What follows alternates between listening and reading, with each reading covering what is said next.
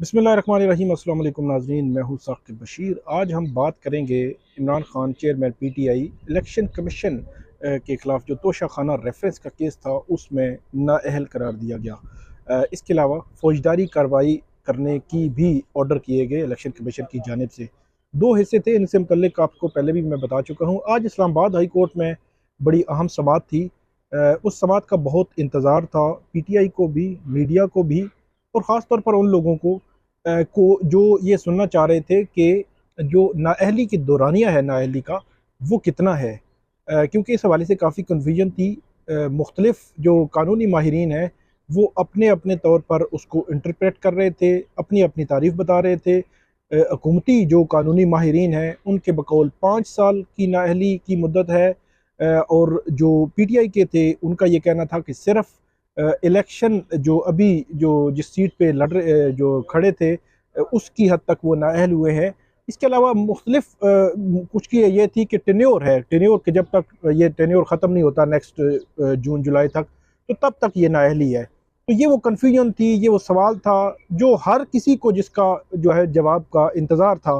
तो वो जवाब आज इस्लामाबाद हाई कोर्ट के चीफ जस्टिस अतर मिनल्ला उनकी ऑब्जर्वेशन, उनकी रिमार्क्स में सामने आया है।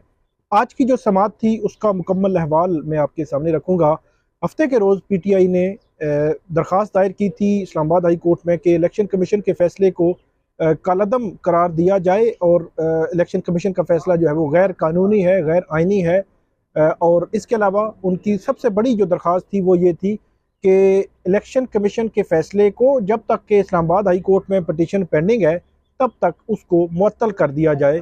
मुअत्तल करने का मतलब ये है कि इलेक्शन कमीशन का फैसला जैसे फील्ड में है ही नहीं, तो इलेक्शन वो मुअत्तल हो जाता है फील्ड में, मीन के इम्प्लीमेंट नहीं हो सकता, कि जो नाअहली वाला फैक्टर था वो भी ख़त्म हो जाता, और जो उसके खिलाफ जो फौजदारी कार्रवाई जिसके हवाले से हुकूमत भी कह रही थी कि फौजदारी कार्रवाई हम करेंगे, आगे बढ़ाएंगे, वो फौजदारी कार्रवाई भी ख़त्म हो जाती। तो ये उनकी बुनियादी तौर पर जो है वो दरख्वास्त थी।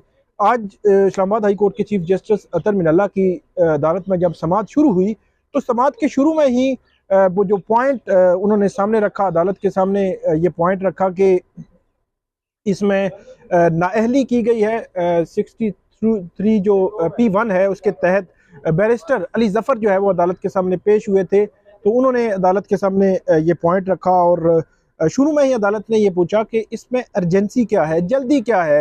अमूमी तौर पर जो दरख्वास्तें हैं इस किस्म की जब आती हैं तो अदालत को ये कन्विंस करना आपको ज़रूरी होता है, सेटिस्फाई करना ज़रूरी होता है कि आपकी जो दरख्वास्त है इसमें अर्जेंसी जो है वो मौजूद है। तो आज भी अदालत ने यही सवाल पूछा। तो शुरू में जो बैरिस्टर अली ज़फ़र हैं उनकी जानिब से अदालत को ये बताया गया कि इलेक्शन कमीशन ने बुनियादी तौर पर जो फ़ैसला दिया है, एक तो वो उन्होंने कहा जी गैर आइनी है, गैर कानूनी है।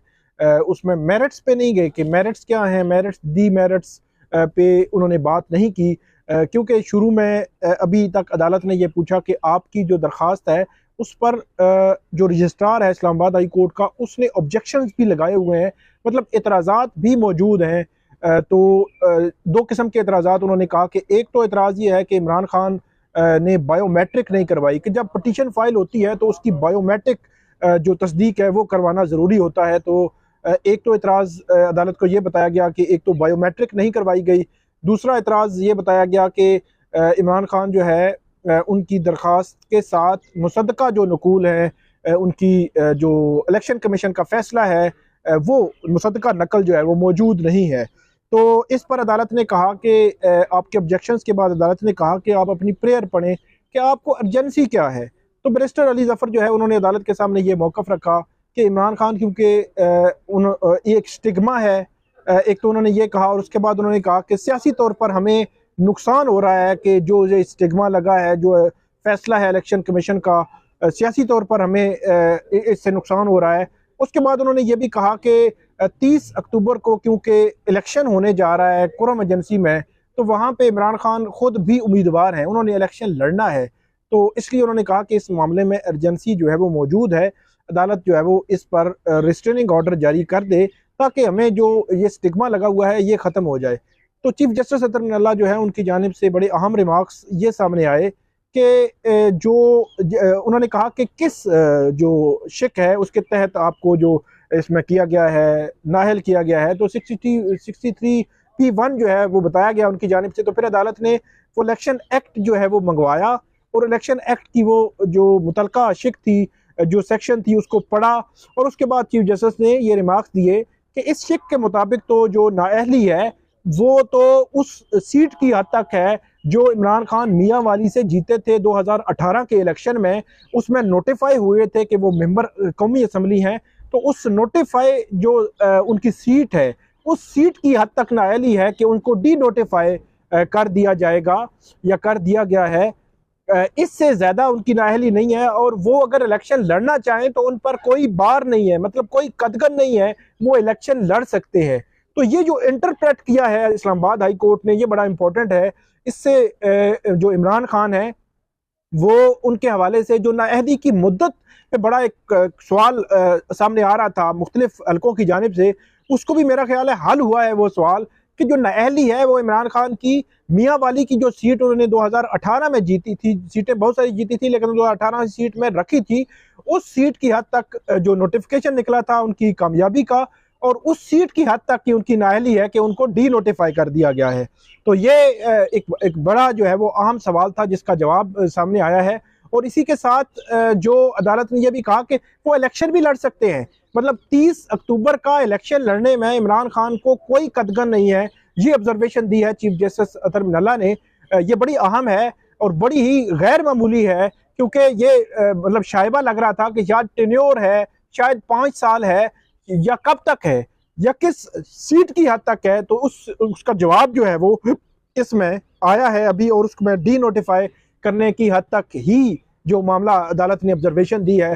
फिर उसके बाद अली जफर ने कहा कि हमें इलेक्शन कमीशन ने मुसद्दका जो ऑर्डर था, जजमेंट थी, उसकी नकल नहीं दी।